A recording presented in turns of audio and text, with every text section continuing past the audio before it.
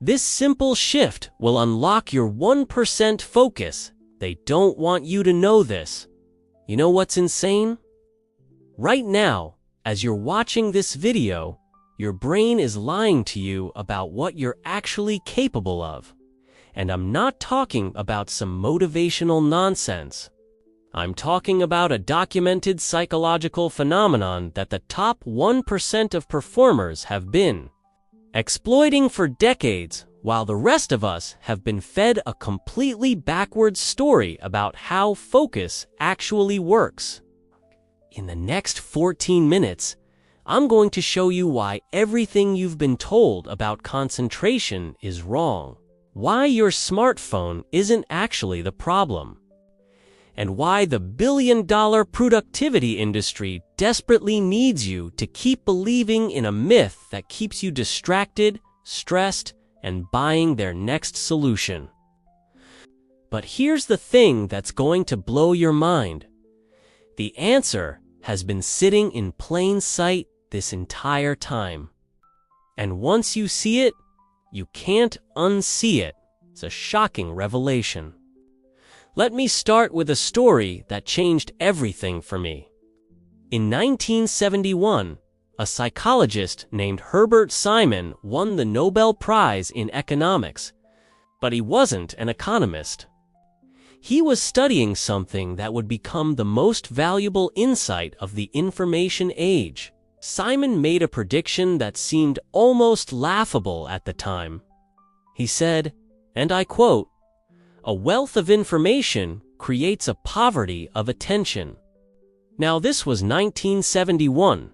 No internet, no smartphones, no social media, just newspapers, radio, and 3 TV channels. And this guy was already warning us about attention poverty.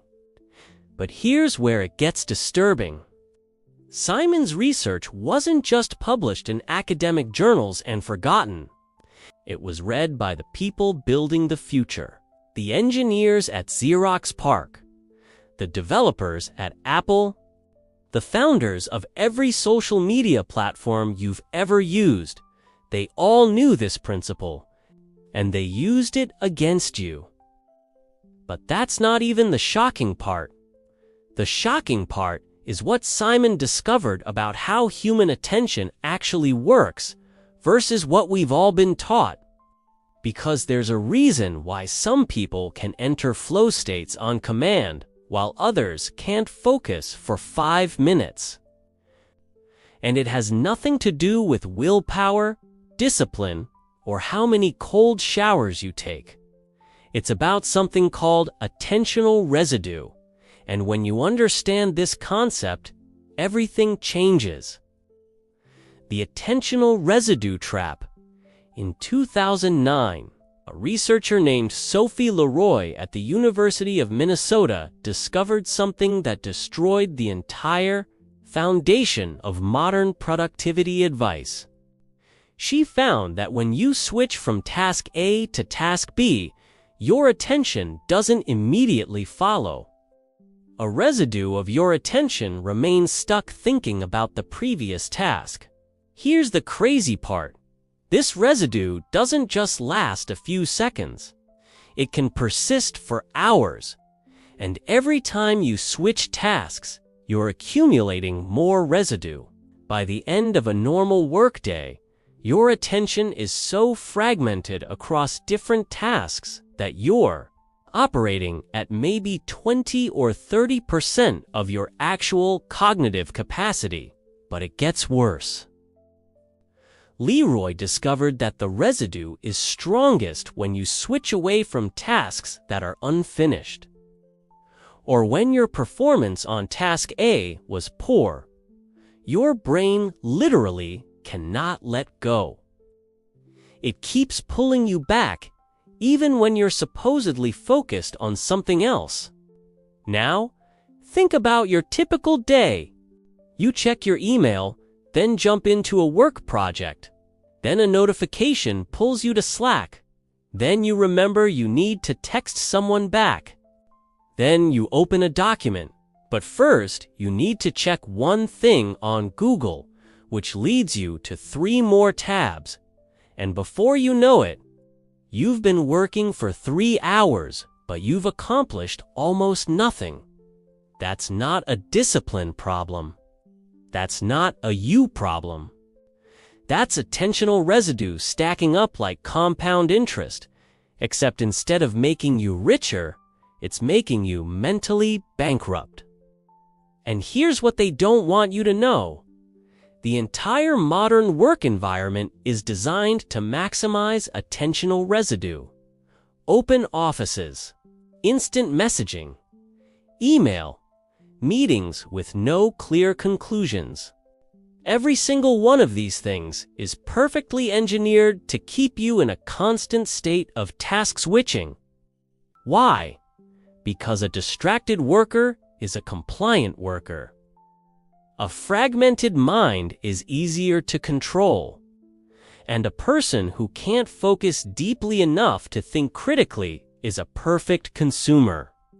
The 1% secret. So what do the top 1% know that you don't? They know that focus isn't about eliminating distractions.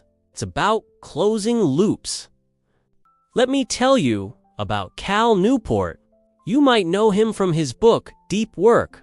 But what most people don't know is what he discovered while researching top performers across different fields. He interviewed dozens of people operating at the highest level. Award-winning scientists, best-selling authors, elite programmers, championship chess players. And they all had one thing in common. It wasn't discipline. It wasn't some superhuman ability to resist distractions. It was something much simpler and much more powerful. They had rituals for closing cognitive loops before starting new tasks. Here's what that actually means. When a top performer finishes a meeting, they don't immediately jump to the next thing. They take 2 minutes to write down the outcomes, the next action items, and when they'll think about this topic again. That simple act tells their brain, this loop is closed. You can let it go now. When they're interrupted by an email, they don't just read it and move on. They either respond immediately if it takes less than 2 minutes, or they add it to a trusted system with a specific time when they'll address it. Again, loop closed. This is backed by something called the Zeigarnik effect, discovered by psychologist Bloomer Zeigarnik in the 1920s. She found that people remember uncompleted or interrupted tasks better than completed ones. Your brain literally cannot stop thinking about open loops. It's not a bug, it's a feature designed to keep you alive. In the ancestral environment, forgetting that you left food cooking or that a predator was nearby could get you killed. But in the modern world, this feature has become a liability. Because now we have hundreds of open loops, unfinished emails, conjects in limbo, conversations without conclusions, decisions delayed. Each one is a background process consuming your mental RAM. The 1% have figured out that you don't need to finish everything. You just need to close the loop. Tell your brain when and where you'll deal with it, and your brain can let it go. The neuroscience behind it. Now let me show you why this works at a neurological level. Because this is where it gets really interesting. Your prefrontal cortex, the part of your brain responsible for executive function and focus, has a limited amount of working memory. Think of it like RAM in a computer. Most people have about 4 slots they can actively hold in their mind at once. But here's the problem. Every open loop, every unfinished task, every I need to remember to do this later is occupying one of those slots. And it doesn't matter if the task is important or trivial. Your brain treats respond to that work email the same way it treats buying milk when it comes to working memory. This was proven by researchers Roy Baumeister and E.J. Mazzacampo in 2011. They demonstrated that unfinished goals cause intrusive thoughts that interfere with subsequent tasks. But, and this is crucial, simply making a plan for how you'll complete the goal eliminated the completing thoughts just as effectively as actually completing it. Read that again. Making a plan is neurologically equivalent to finishing the task when it comes to freeing up your attention. This is why the 1% are obsessed with systems. Not because they're control freaks, but because a good system is essentially an external hard drive for your brain. It stores all those open loops outside your head so your working memory is free to actually focus on what matters. And here's something even more powerful. When you close loops consistently, your brain starts to trust that you'll follow through. This trust is what allows you to enter deep focus states. Because your brain isn't constantly interrupting you with don't forget reminders. The simple shift.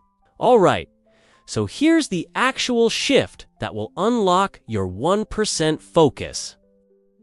It's so simple, you're going to think I'm messing with you, but I promise you, this is the real deal. Every single time you're about to switch tasks, even if it's just for a minute, you're going to do what I call a loop close protocol. It takes 30 seconds. That's it. Here's how it works. Step 1. Before you switch, write down one sentence about where you are in the current task and what the immediate next action is when you return. Not a paragraph, one sentence. Draft intro section. Next, add statistics. That's it. Step 2. If you're switching because of an interruption or new task, immediately decide, will I do this now, schedule it, or delegate it? No, I'll think about it later. Make the decision. Close the loop. Step 3. Take 3 deep breaths. I know this sounds like mindfulness woo-woo, but here's why it matters. Those 3 breaths create a physiological reset. They activate your parasympathetic nervous system, which literally clears the attentional residue. This has been documented in studies on meditation and task switching. That's the whole protocol. 30 seconds. But those 30 seconds are the difference between operating at 30% capacity and 90% capacity. The top performers I've studied don't have superhuman focus. They just have superhuman loop-closing discipline. Every task has a clear beginning, middle, and end. Every interruption gets immediately processed. Every decision gets made in the moment, not deferred to later. And the compound effect of this is absolutely insane. Because when you're not carrying around the cognitive weight of 100 open loops, your brain can do what it's actually designed to do. Focus deeply, think creatively, and solve complex problems. Look, I know what you're thinking. Seems too simple to actually work. And that's exactly why it does work. We've been conditioned to believe that transformation requires complexity, that you need a 17-step morning routine, a $500 productivity app, and a complete life overhaul. But the truth is, the most powerful changes are often the simplest. They're just not sexy enough to sell. The billion-dollar productivity industry doesn't want you to know that you can unlock elite-level focus with a 30-second protocol that costs nothing and requires no special tools. They need you to believe that you're broken, that you lack discipline, that you need their next course or app or system. But you're not broken. Your brain is working exactly as designed. It's just being overwhelmed by open loops in an environment that's specifically engineered to create them. So here's my challenge to you.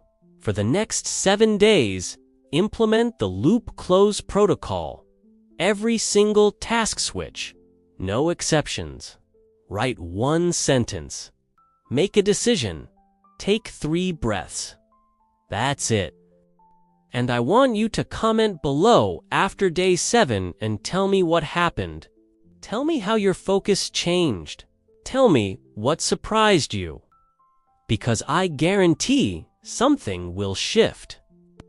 And if you want to go even deeper on this, I've created a free guide that breaks down the exact systems the top 1% use to manage attentional residue. Link in the description. But whether you download the guide or not, just remember this. Your attention is the most valuable resource you have.